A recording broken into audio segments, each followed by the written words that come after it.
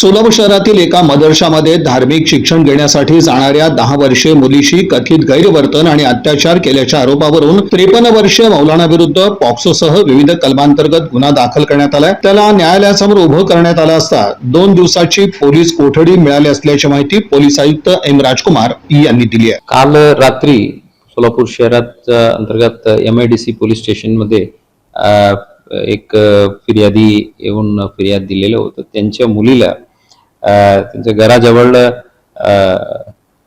नई जिंदगी भागात एक मद्रासा जे आहे तिथं शिक्षण देणारे जे मौलाना जे आहे त्यांनी त्यांच्या मुलीला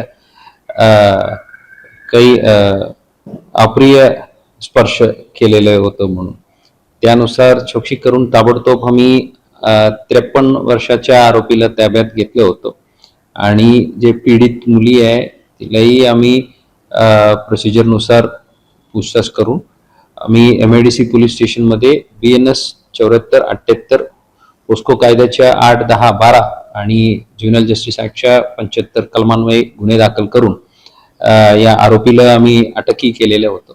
आज या आरोपीला आदरणीय कोर्टासमोर हजर करून 2 दिवस पोलीस कस्टडी मिळालेला आहे। त्याच्यावर पुढील तपास चालू आहे। या बातमीपत्राचे प्रमुख प्रायोजक प्लॅटिनम मॉल इंद्रधनु सोलापूर। सोलापुरातील सर्वात प्रतिष्ठित इंद्रधनु सोसायटीचा नवीन भव्य कमर्शियल प्रोजेक्ट आता रेल्वे स्टेशनच्या अगदी शेजारी शहराच्या मध्यवर्ती ठिकाणी।